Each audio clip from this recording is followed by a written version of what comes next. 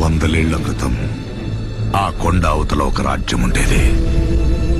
ఆ రాజ్యం గెలవాలంటే సముద్రాన్ని దాటాలా. కాని ఆ కొండ మీద ఒక సైన్యం ఉండేది.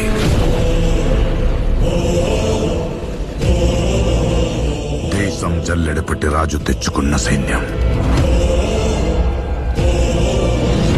కులం లేదు, మతం లేదు, భయం అసలే లేదు. వాళ్ళ దైవం ఆయుధం, వాళ్ళ ఆయుధం ధైర్యం. రేయింబగళ్ళు కొండ మీద నుంచి సముద్రాన్ని కావలి కాసేవాళ్ళు.